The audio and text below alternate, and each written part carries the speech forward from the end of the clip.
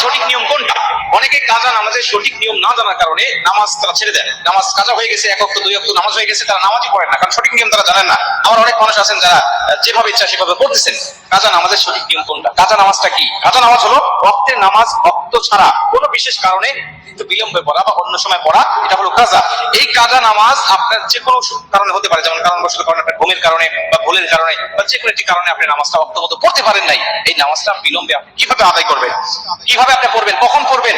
আল্লাহ রাসূল সাল্লাল্লাহু আলাইহি ওয়াসাল্লাম বুখারীর বর্ণনায় বলেন, আনাস ইবনে মালিক রাদিয়াল্লাহু তাআলা হাদিসটা বর্ণনা করেছেন। তিনি বলেন, আল্লাহ রাসূল সাল্লাল্লাহু আলাইহি ওয়াসাল্লাম বলেছেন, তুমি যদি ঘুমের কারণে বা কোনো ভুলের কারণে নামাজ ওয়াক্ত অনুযায়ী না পড়তে পারো, যখনই তোমার স্মরণ হবে তখনই তুমি নামাজটা আদায় করে নেবে। যখন তোমার স্মরণ হচ্ছে, আরে আমি তো অমুক ওয়াক্তে নামাজটা পড়তে পারি নাই, আমি ঘুমাইছিলাম, ফজরের নামাজটা জাস্ট আমি পড়তে পারি নাই, এখন তো 6টা বেজে গেছে, ওয়াক্ত চলে গেছে, এখন কি করব? আল্লাহ রাসূল বলেন, তখনই তুমি নামাজটা আদায় করে নাও, তখনই তুমি নামাজ আদায় করে নাও, তুমি জোহরের জন্য রেখে দিও না। অনেক মানুষ আছে গ্রামগঞ্জে, এখনো অনেক মা বোনরা আছেন, অনেক পুরুষ ভাইরা আছেন যারা ফজর নামাজ কাজা হয়ে গেলে জোহরের জন্য রেখে দেন, যে জোহরের নামাজ আদায় করবো। আপনি এর আগে মারাও যেতে পারেন, মৃত্যুবরণ করতে পারেন না, আপনি রেখে নেবেন না, আপনি তখনই পড়বেন, আপনি তখনই নামাজটা আদায় করে নেবেন।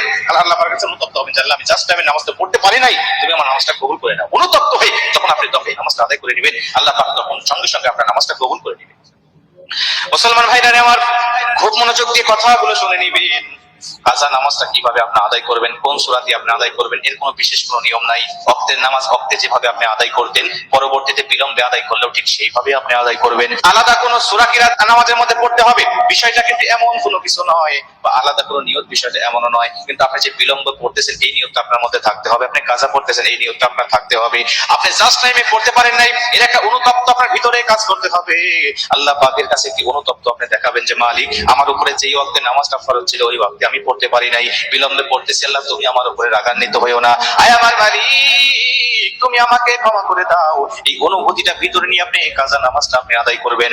যদি আপনার একাধিক নামাজ কাজা হয়ে যায়, যেমন জোহর, ফজর, আপনার আসর, মাগরিব 4 ওয়াক্ত নামাজ কাজা হয়ে গেছে, এরপরে আপনি সময় পেয়েছেন বা মনে হয়েছে ইশারা নামাজের সময় আপনি কোন নামাজটা আগে পড়বেন, মুফাসসিরিন ইকরামরা বলেন সর্বপ্রথম তুমি ফজরের নামাজটা পড়বে, তারতিব হিসাবে আগের নামাজ আগে পড়ে নিবে, এরপরে জোহর, এরপরে আসর, এরপরে মাগরিব তুমি আদায় করে নিবে।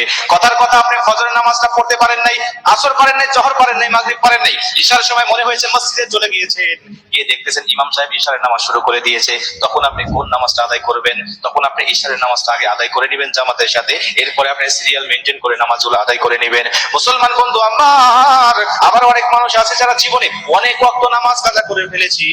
অনেক মানুষ আছেন 1 বছর 2 বছর 5 বছর নামাজ পড়েন নাই, কত ওয়াক্ত কাজা হয়েছে এর কোনো হিসাব নাই। তখন আপনি কিভাবে নামাজটা আদায় করবেন? মুফাসসিরিন ইকরামরা বলেন, তখন তুমি তোমার এই কাজা নামাজের জন্য আল্লাহ পাকের কাছে এতটাই অনুতপ্ত হয়ে তওবা করবা, আল্লাহ তুমি আমার জীবনের সব গুনাহগুলো মাফ করে দাও, আল্লাহ তুমি আমার জীবনের যত নামাজ কাজা হয়েছে মাফ করে দাও। একনিষ্ঠভাবে তওবা করবা আর বেশি বেশি তুমি নফল নামাজ পড়তে থাকবা। আমার আল্লাহ রাব্বুল আলামিন তোমার এই তওবা কবুল করে নিয়ে অতীত জীবনের গুনাহগুলো মাফ করে দিবে। জোরে কোন সুবহানাল্লাহ। আল্লাহ পাক সব গুনাহ তোমার মাফ করে দিবে যদি তুমি এইভাবে তওবা করে নফল নামাজ বেশি বেশি তুমি পড়তে পারো। সুন্নাত নামাজ, নফল নামাজ যদি তুমি পড়ো, আল্লাহ পাক অতীতের কাজা এই কাফারাটা তোমার আদায় করে দিবে।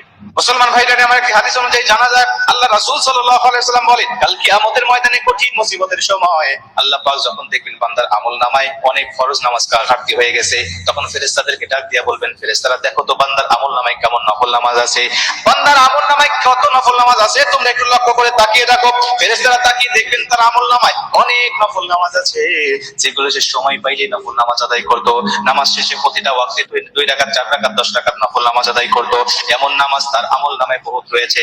আল্লাহ পাক ডাক দিয়া বলবে, ফেরেশতা এই নফল নামাজগুলোকে বান্দার কাফারা হিসাবে দিয়ে দাও, ফরজ নামাজের ঘাটতি স্বরূপ তাকে দিয়ে দাও। তখন দেখবেন যে ওই বান্দার আমল নামা ভারী হয়ে গেছে, আল্লাহ পাক ওই বান্দার জন্য জান্নাতের ফয়সালা প্রদান করে দিয়েছে। জোরে কোন সুবহানাল্লাহ। আল্লাহ পাক তাকে জান্নাতের ফয়সালা করে দিবেন এই যে নফল নামাজ বেশি বেশি করার জন্য। এজন্য একাধিক ওয়াক্তে নামাজ যারা ছুটে গেছে, হিসাব নাই কত ওয়াক্ত পড়েছেন, আপনি কি করবেন? তওবা করবেন আল্লাহর কাছে একনিষ্ঠভাবে, আর আল্লাহর কাছে বলবেন, আল্লাহ জীবনে আর কোনো ওয়াক্ত নামাজ আমি ছেড়ে দেব না, এই যে শুরু করলাম আমৃত্যু পর্যন্ত আমার নামাজটা কন্টিনিউ চলবে, আল্লাহ তুমি আমার অতীতের গুনাহগুলো মাফ করে দাও। আর যখনই সময় পাবেন নফল নামাজ বেশি বেশি পাঠ করবেন এবং আপনি দান সাদকা করবেন, আল্লাহ পাকের কাছে অনুতপ্ত হবেন, আল্লাহ পাক আপনার অতীতের সমস্ত কাজা নামাজগুলোকে কাফারা হিসেবে দিয়ে দিবেন ইনশাআল্লাহ।